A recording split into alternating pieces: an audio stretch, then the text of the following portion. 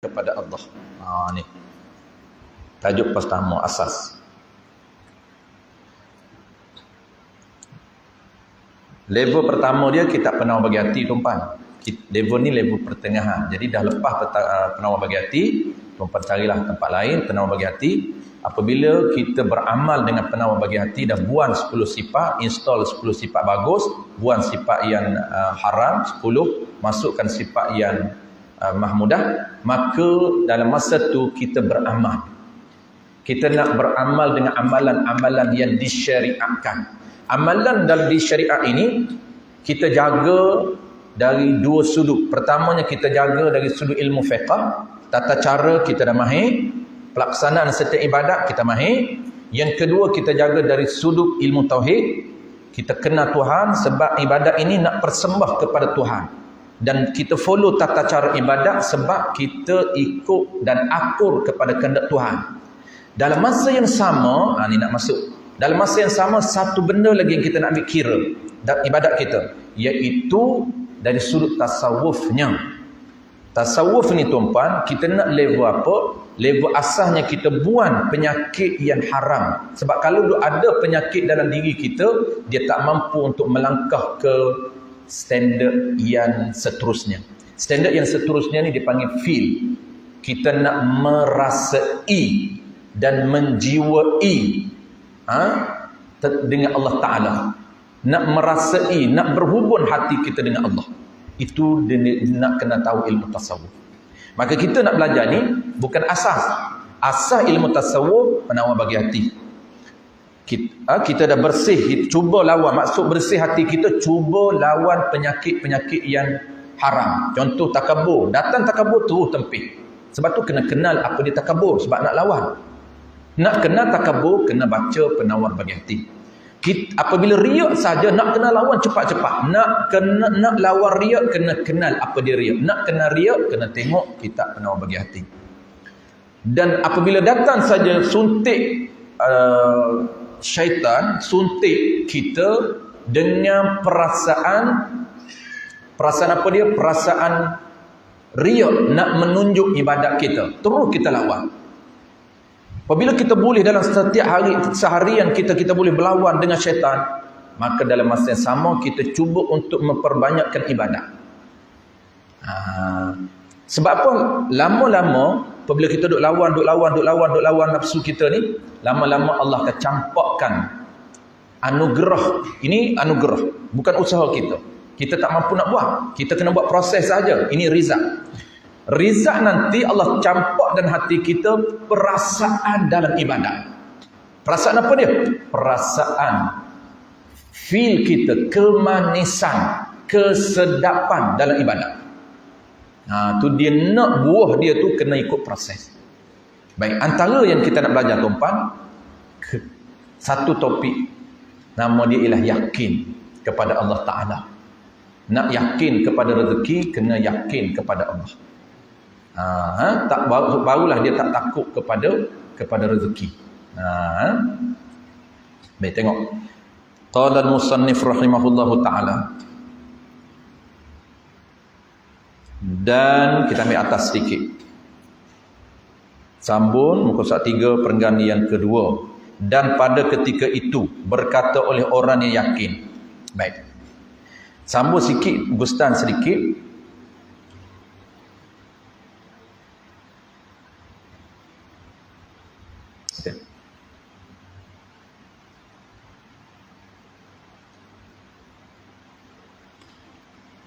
Berkata oleh lazim, berkata ia pengarang, lazimkan olehmu atas kamu, hai saudaraku yang dikasihi, dengan menguatkan yakin kamu.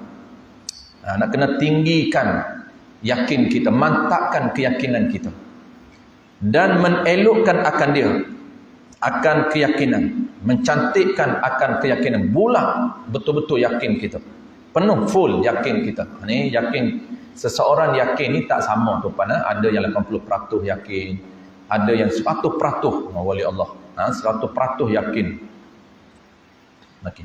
Maka bahawasanya yakin itu apabila kejap ia yakin pada hati dan mengerasi ia yakin atasnya atas hati. Mengerasi ini menguasai. Apabila yakin bulat dalam hati dia, nascaya jadilah yang ghaib itu seolah-olah dipandang akan dia. Ini dia tengok rizak yakin.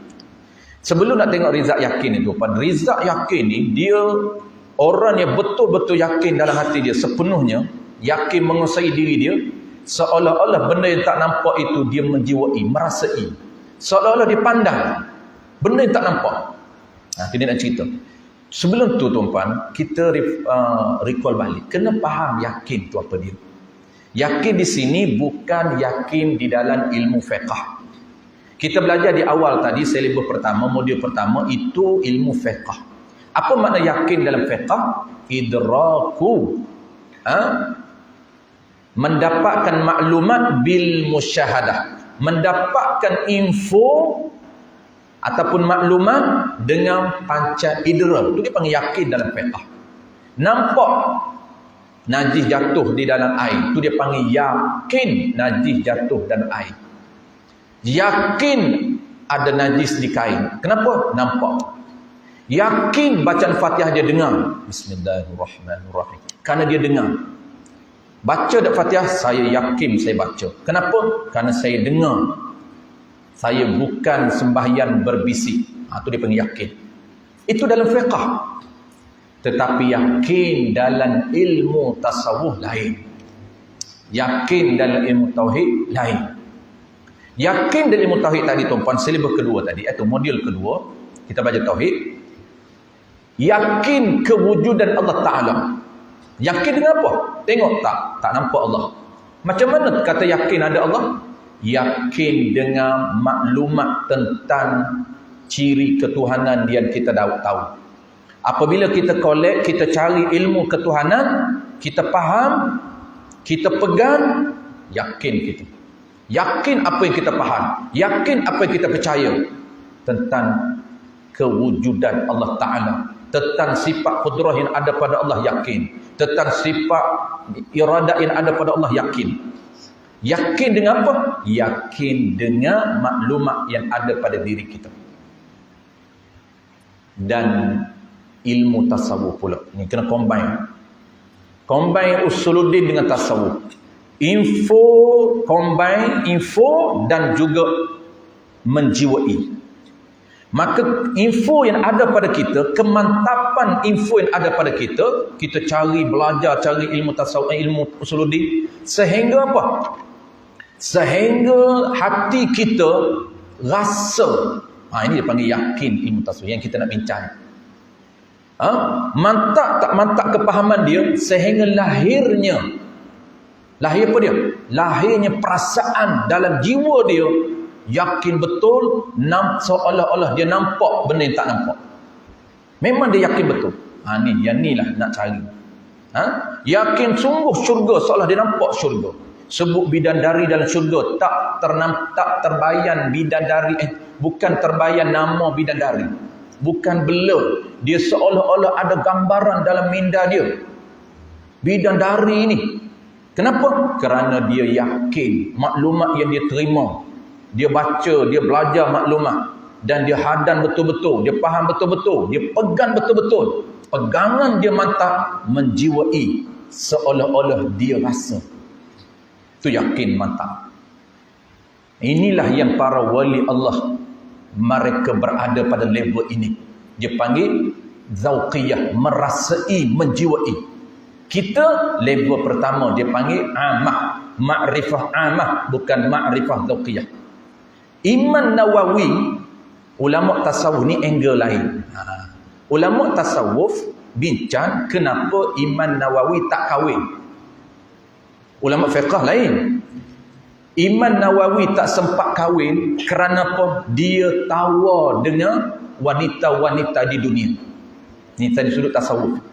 Kerana keyakinan dia kepada syurga, keyakinan dia kepada bidadari, dia merasai, menjiwai bau bidadari, bukan nama. Kita baru sebut nama bidadari, hebat bidadari. Yang dia sebut depan isteri lah.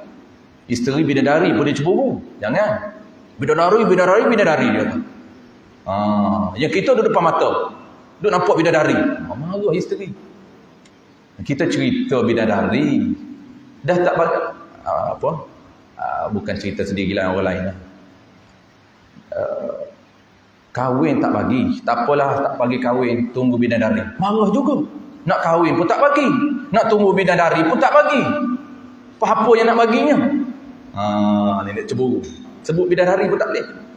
Kita sebut bidadari tuan-puan, dia nama je. Tak terbayang, hebat tak? Sebab tak menjiwai. Yakin tu tak tinggi. Iman Nawawi tuan-puan, kenapa ulama tasawuf kata dia tak kahwin? Dia merasai, menjiwai bau bidadari. Allah bagi gaib, benda gaib ini, bidadari ini bauan dia lebih harum daripada kasturi. Kasturi itu dah bau harum, bau sedap. Tapi bau bidadari tuan-puan, dia tak pakai perfume apa pun. Tidak ada perfume apa di syurga. Tetapi diri dia berbau. Haruman bidadari ni semerbak, Allah tak keluarkan bau bidadari. Kalau nah bidadari ini Allah keluarkan suaranya, pengsang semua lelaki yang ada di muka bumi. Pengsang, ada mati-mati. Baru keluar suara, panggilan, suara dia panggil kita. Jangan tanyalah manja macam mana tu. Mati lelaki, bini panggil tak mati, terkejut. Bini panggil terkejut. Dia main ma'aril suku 2 harakat, bang. Terkejut.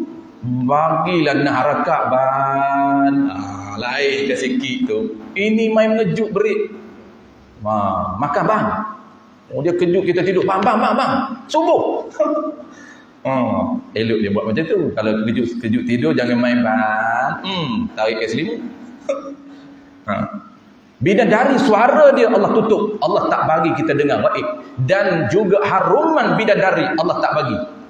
Bau harum dia ni tuan-puan, kalau lelaki di dunia ni, apa nama ni, hidung pengsang atau dahsyat tak dahsyat. Sebab kita tak boleh nak imagine betapa dahsyatnya keharuman bidadari. Dan Imam Nawawi dia merasa jiwa, dia rasa bau semerbak kasturi, semerbak bau bidadari dia dah rasa di dunia, sehingga dia tak kahwin. Dalam fiqahnya sebut dia tak kahwin, dia sibuk dengan mengajar dan mengajar, itu dalam fiqah. Dalam ilmu tasawuf dia merasai dan menjiwai. Ini tengok karramallahu wajah kata apa? Nascaya jadilah yang gaib itu seolah-olahnya dipandang. Nampak tuan-puan, gaib ni, pahala ni dia nampak. Macam tuan-puan hari ni lah, yakin kita kepada KWSP kita. Yakin walau bukan ada di tangan pun, angka saja. Angka pun tak tahu spesifik, tak ingat. Berapa puluh ribu. Barai, berapa puluh ribu KWSP. Adalah Ustaz 100K. Spesifik tak ingat. Lebih lah, tak ingat. Yakin tak? Yakin. Nampak tak? Nampak angka. Tu yakin kita. Begitu juga di-convert kepada pahala. Tukar nama saja. KWSP kepada pahala. Semua sama-sama value, ada value. Maka yakin tak pahala? Kurang. Kenapa? Kerana maklumat kita tak cukup untuk meyakinkan kita. Sebab itu tuan-puan jangan skip standard in step ini. Step pertama kena belajar ilmu akidah. Step yang kedua kena belajar ilmu fiqh. Fiqh itu menceritakan bagaimana ibadat yang ada pahala. Fiqh itu menceritakan apa dia thawabun, pahala tu apa dia. Dalam fiqh cerita pahala apa dia. Sebab itu minded fiqh, minded ulama fiqh dia panggil fiqh minded, setiap aktiviti dia ada nilai pahala. Dia tak akan buat benda yang tidak ada nilai pahala. Walaupun sekecil-kecil pahala dia akan buat. Orang fiqh minded ni dia sama dengan orang business minded. Sama je. Orang business yang ada untung dia jalan. Kecil pun tak apa. Sebab target dia adalah untung. Kecil besar tak kisah. Jadi jalan. Begitu juga fiqh, ulama fiqh benar haruf dia kurangkan. Bercakap yang haruf dia kurang. Asalkan bercakap wajib, bercakap sunat jalan. Dan untuk nak menjiwai maka mesti kena belajar ilmu tasawuf. Baik. Dengan mata kepala, benda gaib itu seolah-olah dia nampak akan dia menerai dengan mata kepala, seolah nampak depan mata dia. Mana contoh dia? Oh, belum contoh. Dan pada ketika itu, ketika jadilah yang gaib itu seolah-olah dia tengok, ketika tu berkata oleh orang yang yakin, ini level yakin. Apa dia cakap? Berkatalah orang yakin seperti berkata Sayyidina Ali karramallahu wajhah. Tengok apa Sayyidina Ali ni.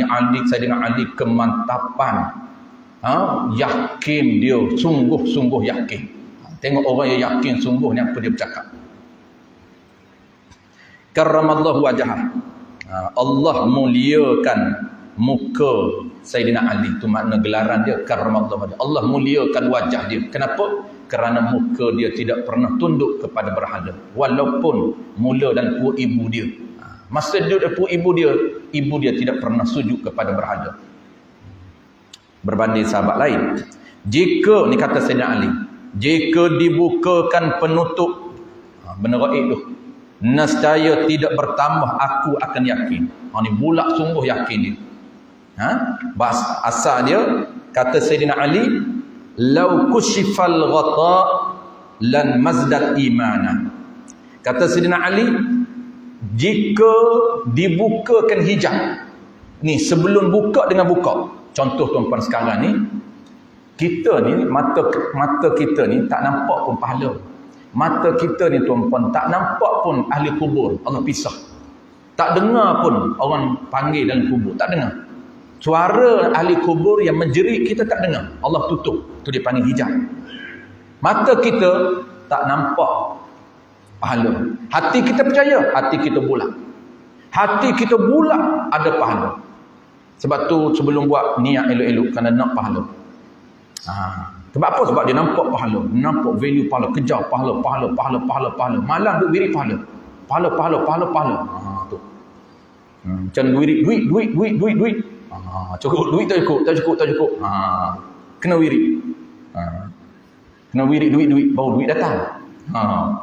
Duit tak ada, lepas tu wirid ni duit. 33 kali duit tak sampai. Kita pahala. Sebab tu tak letih. Dia buat apa pun tak letih, dia nampak pahala. Macam orang menega, mana nak letih? Balik pukul 3 pagi tadi, tak letih. Mana nak letih, nampak duit. Sebulan tu dia. Mana nak letih? Geng saya tuan-tuan, ada seorang kawan saya menega ni, 40k duit dia bantu kerajaan. Saya kata bantu macam mana? Dia kata aku banyak bantu kerajaan setiap tahun. Cukai pendapatan.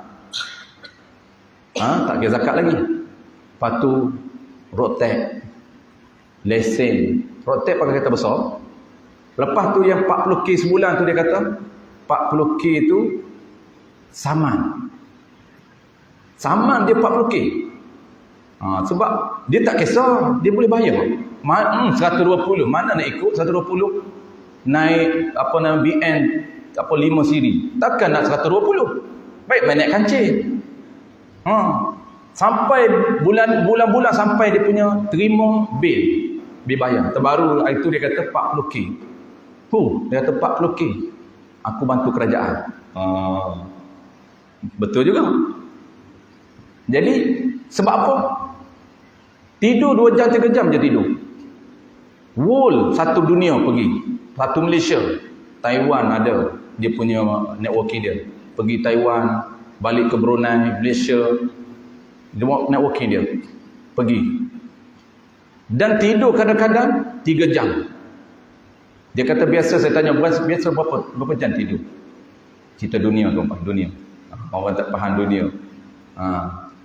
Dia kata saya 3-4 jam je tidur. Okey. Kita faham lah. Ulama pun tidur 3-4 jam juga. Patut dia dapat, patut dia jutawan. Begitu juga ulama fiqh. Ulama fiqh ni income dunia dia, income akhirat dia jutawan. Dia jutawan akhirat. Dunia juga dia jutawan. Dia kaya. Ulama kita ni mana ada ulama merempak. Cuma dia tak zahir kekayaan dia saja. Kalau tidak mana boleh sedekah. Nabi kita hari-hari sedekah. Orang kaya je boleh sedekah. Jangan kata ulama kita ni miskin. Tak, ulama kaya, cuma dia tak pakai Ferrari saja. Sebab kekayaan minda Melayu ni nak kena pakai kereta besar, nama kaya, kena rumah banglo, itu kaya takrif orang kita saja. Baik, settle tu apa? Kita terus ke sikit lagi. Dia ni yakin, tengok iman Sayyidina Ali karramallahu yakin. Kata Sayyidina Ali, jika ada dibuka hijab, Allah buka hijab mata, nampak bidadari, nampak pahala. Tu. Seperti benda gaib, syurga, neraka. Kalaulah Allah buka benda gaib pada aku nampak syurga, aku nampak bidadari, aku nampak neraka. Apa katanya Sayyidina Ali? Lam mazdat imanan, tidak bertambah sedikit pun iman aku. Tak memberi kesan sedikit pun. Kita lain. Kita ni yakin juga ada pahala, tapi Allah buka pahala tu dia baru yakin sungguh. Baru yakin sungguh-sungguh. Allah buka pahala. Duk cerita je tak nampak. Cerita pahala buatlah pahala ni. Baru sunat ni. Walaupun sunat buat dapat pahala. Buat dak je dia. Sikit pun buat dapat pahala. Ulama ni setiap benda dia jaga tu. Setiap benda. Kita nampak ya dia bermuamalah. Maksudnya hidup secara syariat. Tapi setiap pekerjaan dia ada pahala. Jual beli dia ada 3 kadang-kadang pahala. Ulama kita tu pun satu transaksi ada 3 pahala. Kita ni main hulu je, habis duit je. Tak telitah nak pahala. Ulama kita ni transaksi yang dia buat itu ada pahala. Terkadang ada 3 pahala, terkadang ada 2 pahala. Pertama, pahala jual beli. Yang kedua, dia niat pahala bantu orang. Ramai penjual, tapi kenapa dia pilih ni? Aku nak bantu dia. Dapat pahala bantu. Yang pertama, transaksi akad yang betul dari segi muamalah. Itu pahala pembeli. Penjual pula, ulama yang berniaga, ada 3 pahala. Pertamanya, pahala transaksi akad jual beli yang sah. Yang kedua, pahala apa? Pahala dia niat, aku jual benda yang boleh membantu manfaat orang lain. 3. Dua pahala. Pahala yang ketiga apa dia? Pahala yang ketiga, dia meringankan pembeli. Meringankan pembeli dengan apa jua usaha. Contoh, harga 30, potong, niat, dapat pahala. 3 dalam 1. Ini para ulama kita. Sebab tu ulama apa pun dia buat, dia akan convert perbuatan syariat menjadi perbuatan dunia menjadi syariat. Dia panggil akhiratkan dunia. Pastikan dunia itu mazra'atul akhirat, menjadi median untuk kolek pahala. Jadi Sayyidina Ali kata, kalau Allah buka syurga, tak sedikit pun bertambah. Maksud apa? Maksud bulat keyakinan dia sungguh-sungguh. Tak terjejah langsung. Memang dia dah percaya dah. Tak perlu, Allah tak buka pun dia percaya bulat. Kalau Allah buka, sama je. Memang dia tahu dah harumnya bidadari. Allah bagi betul-betul. Memang pun. Nampak tak? Kita lain. Percaya dah. Allah buka. Wow, ada wow lah. Iman Ghazali, Sayyidina Ali senyum je. Sebab apa? Sebelum pun dia senyum, selepas pun dia senyum. Relax. Yakin sungguh. Tak ada terkejut pun.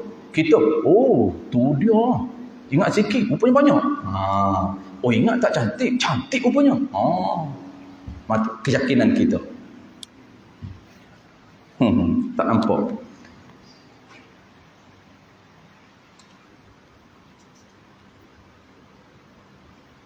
Saya bertemu satu makcik tua. Dia jual, saya tak yakin, tak nampak. Dia cerita hebat. Sebab dia nampak. Apa dia, buah jatuh di kampung tu. Di kampung ni, buah mempelang. Kan buah mempelang muda. Kan orang tak putih. Mempelang muda sebelum dia tua kan jatuh. Lalu datanglah makcik tua. Dia kata, Allahu Akbar, kenapa ni? Dia kata, tak kutip ni.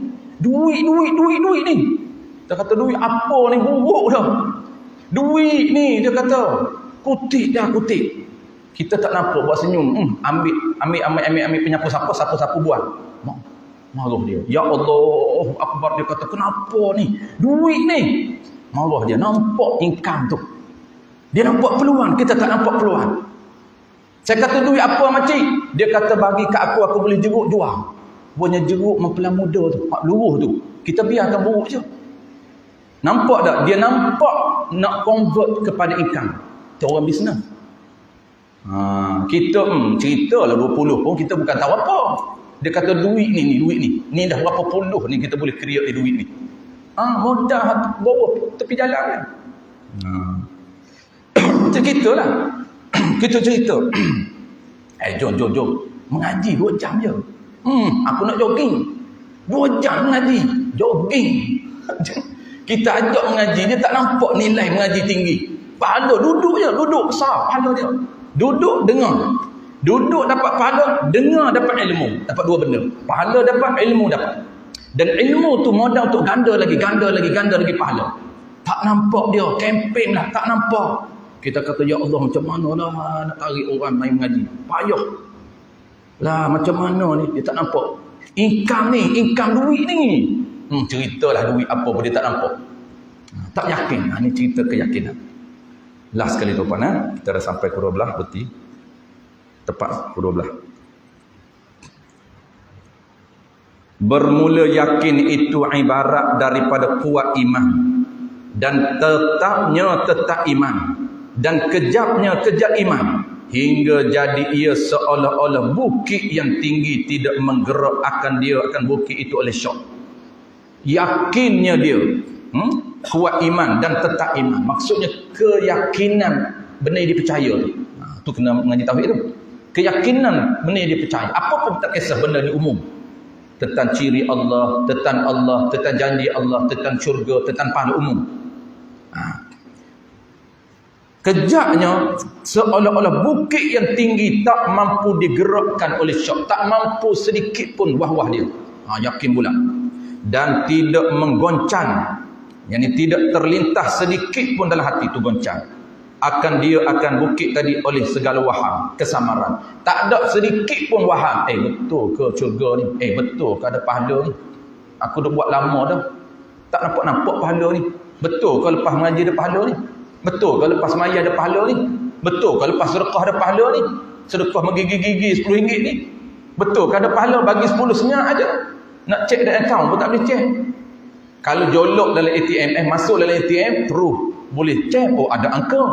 Ini nak cek tak boleh. Nak telefon, Allah tak jawab. Nak telefon ke malaikat tak layan. Lepas tu macam mana? Ni yakin. Sedikit pun tak faham. Kak Samar yakin sungguh ada pahala. Yakin sungguh Allah janji. Dia sebab apa tonggak dia yakin? Dia yakin ada Allah, dia yakin ciri Allah, apa saja Allah janji semua dia yakin. Hingga tidak tinggal baki syak itu wujud sama sekali. Maka jika datang ia syak dari luar, nescaya tidak mendengar kepadanya kepada syak oleh telinga. Telinga buat tak layan kalau syaitan duk kacau. Dan tidak berpaling kepadanya kepada syak oleh hati. Hati tak layan. Dan bermula syaitan tidak kuasa ia syaitan akan hampir daripada empunya. Wallahu a'lam. Ni nak cerita orang yang tinggi yakin tuan-tuan tak mampu suntik oleh syaitan. Syaitan kacau kita kuat yakin kita boleh tepis sekejap saja. Ini akan datang insya-Allah. Dia cerita bagaimana jarum syaitan akan cuba menyelinap dalam hati kita bagi idea kepada kita. Kita kena tahu idea itu, telitah itu idea syaitan ataupun nafsu ataupun malaikat. Ada 3 khawatir. Litasan idea syaitan, litasan idea malaikat, litasan idea itu nafsu. InsyaAllah akan datang. Bismillahirrahmanirrahim. Alhamdulillahi rabbil alamin wassalatu wassalamu ala asyrafil anbiya'i wal mursalin wa ala alihi wa ashabihi ajma'in. Allahumma faqihna fid din wa 'allimna ta'wil waj'alna minal ulama'il 'amilin waj'alna minal mukhlisin. وصلى الله على سيدنا محمد وعلى آله وبارك وسلم والحمد لله رب العالمين.